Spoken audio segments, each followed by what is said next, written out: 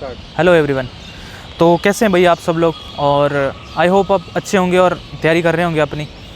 तो जैसे आपने थंबनेल में देखा कि एंग्जाइटी और डिप्रेशन को कैसे कंट्रोल करें, तो एंग्जाइटी डिप्रेशन से रिलेटेड कुछ एक क्वेश्चंस हैं जो रिपीटेडली पूछे जाते हैं मेरे वीडियो के कमेंट में या फिर पर्सनली मैसेज करके, तो उनका मैं आपको आज आंसर करता हूँ। जैसे आपने थंबनेल में देखा कि एंग्जाइटी और डिप्रेशन को कैसे कंट्रोल करें।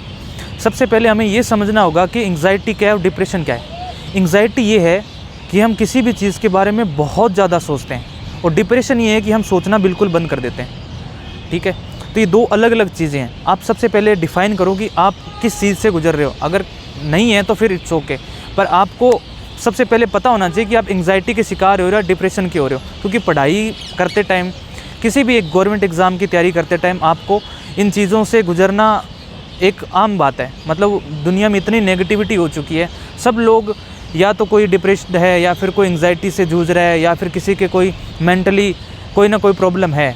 तो इनका सॉल्यूशन है, मतलब ऐसा नहीं है कि दुनिया में सॉल्यूशन नहीं है। कोई प्रॉब्लम है तो उसका सॉल्यूशन भी है। तो एंग्जाइटी की बात करते हैं।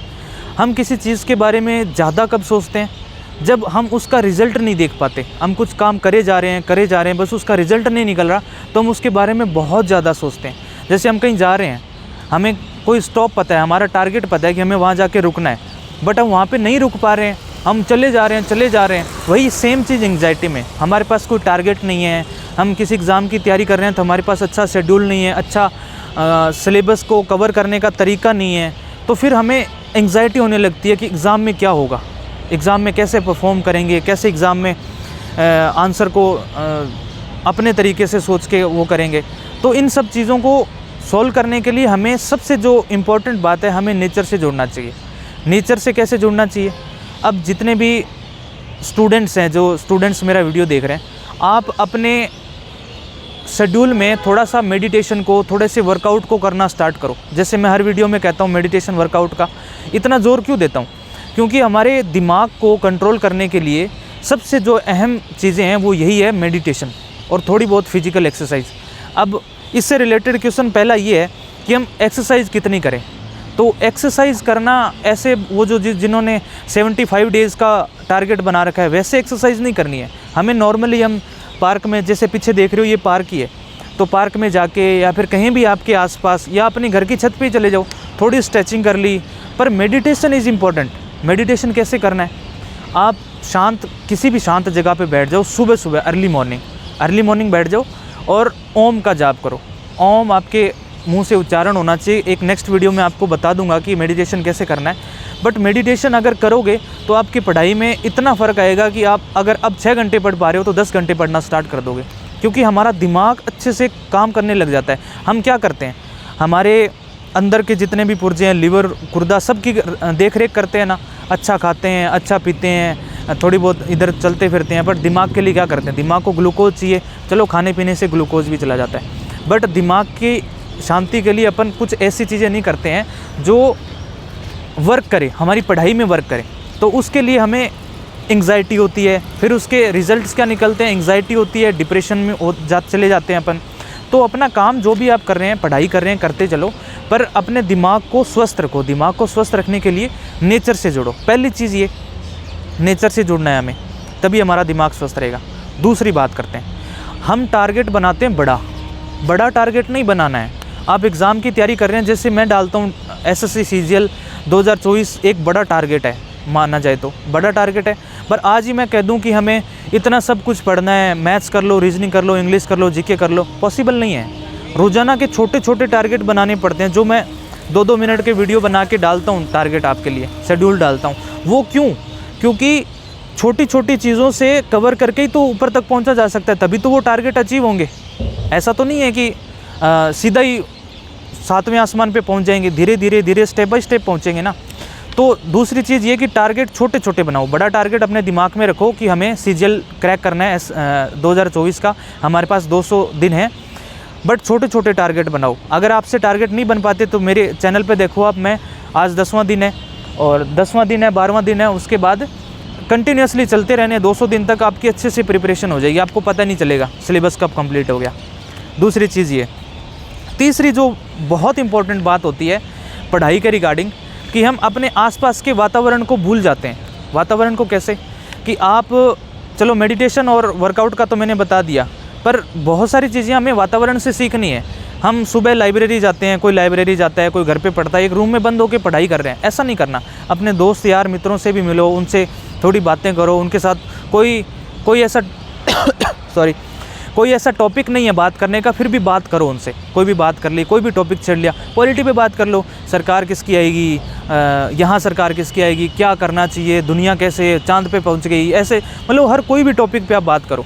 तो ये 2-3 चीज़ें मेजर हैं जो आपकी पढ़ाई में आपके एंग्जाइटी डिप्रेशन को कम कर सकती है, अगर आप इन पे अमल करेंगे। पहले ये नेचर से जुड़ो, नेचर से जितना जुड़ोगे उतना ही फ़ायदा होगा। दूसरी चीज़ कि अपने आसपास के वातावरण को अपने अंदर समाने की कोशिश करो, घूमो फिरो, थोड़ा बहुत दोस्तों में बातें करो।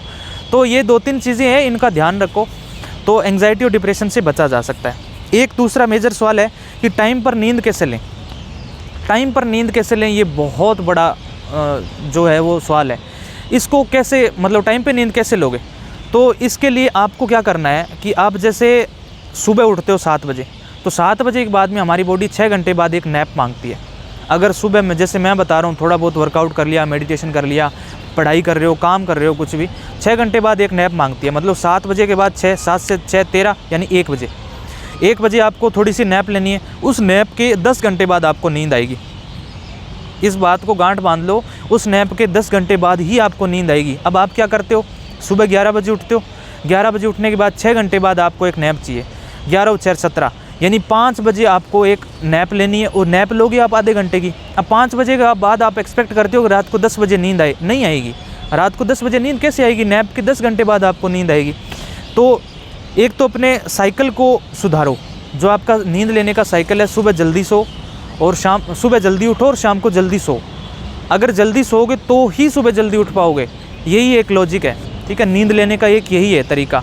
आप एक दिन में नहीं होगा ये आप 5 से 6 दिन करके देखो, आपको नींद नहीं आएगी। पहले दिन नींद नहीं आएगी आपको शाम को, आप लेकिन सुबह जल्दी उठ जाओ। जैसे आप रात को 2 बजे भी सोए ना, सुबह 7 बजे उठ जाओ, 6 बजे उठ जाओ। पर दूसरे दिन भी आपको नींद नहीं आएगी, फिर आपको 1 बजे आनी स्टार्ट होगी, फिर 12 बजे, फिर आने वाले टाइम में आपको 10-15 दिन में आपको 10 बजे स्टार्ट हो जाएगी आना नींद। 10 बजे सोओगे, आराम से सुबह 6-7 बजे उठ जाओगे, 5 बजे उठ जाओगे, आराम से पढ़ाई करो। तो नींद के लिए ये बात होगी, साइकिल बनाना पड़ेगा। एक और है कि लाइब्रेरी ज्वाइन करें या घर पे पढ़ें। अब पढ़ने वालों के मन में सबसे बड़ी ये दुविधा होती है कि भाई लाइब्रेरी में पढ़ें या घर पे पढ़ें।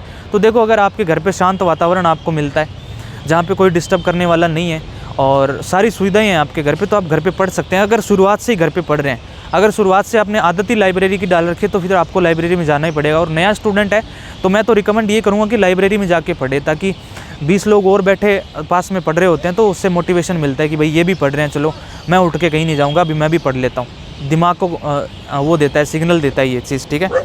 तो लाइब्रेरी वाली बात होगी। और एक जो सबसे लास्ट क्वेश्चन है कि एग्ज़ाम, जैसे अपन CGL का एग्ज़ाम दे रहे हैं तो अपन दूसरे एग्ज़ाम को भी फोकस करें या फिर एक एग्ज़ाम को फोकस करके तैयारी करें। देखो, एग्ज़ाम आपने एक ही फोकस करना है, एक एग्ज़ाम को फोकस करके तैयारी करो। बट आप अगर फॉर्म भरते हो, जैसे आपने CGL की तैयारी कर रहे हो, बैंक का फॉर्म भर दिया, तो फॉर्म भरो, पेपर भी दे के आओ, लेकिन एक ही सिलेबस को फॉलो करो, एक एग्ज़ाम को फॉलो करो। 2 साल तक कम से कम एक एग्ज़ाम को फॉलो करोगे। बड़ा एग्ज़ाम, अब CGL बड़ा एग्ज़ाम है, कम से कम 1-1.5 साल तो चाहिए। तो इतना अगर एक एग्ज़ाम को दोगे तो डेफिनेटली आपका वो एग्ज़ाम क्रैक होगा, ठीक है। तो ये 4-5 बातें थी जो आपको स्टूडेंट लाइफ में इतनी ध्यान रखनी है। और इनसे ऐसा नहीं है कि प्रॉब्लम्स ऐसी है इनसे निकला नहीं जा सकता, सब निकलते हैं। एंग्जाइटी से भी निकलते हैं, डिप्रेशन के लोग शिकार हो जाते हैं उससे भी निकलते हैं, या किसी के पढ़ाई करने के लिए अगर सफिशिएंट उसका ज्ञान उसके पास नहीं है तो उसका भी सॉल्यूशन है। लोग सिलेबस बताते हैं, सब बताते हैं, तो सब चीज़ का सॉल्यूशन है। आपको अगर इससे रिलेटेड अगर कुछ पूछना हो तो टेलीग्राम ग्रुप का लिंक मैं आपको डिस्क्रिप्शन में दे दूंगा, तो उससे आप मुझसे कांटेक्ट भी कर सकते हैं। और कोई आपको इससे रिलेटेड कोई भी क्वेरी हो, अपनी लाइफ से रिलेटेड कोई भी क्वेरी हो, या भी SSC CGL 2024 के रिगार्डिंग, SSC एग्ज़ाम के रिगार्डिंग कोई भी क्वेरी हो, आप पूछ सकते हैं, या फिर स्टूडेंट लाइफ के रिगार्डिंग कोई भी क्वेरी हो, ठीक है भाई। Thank you so much.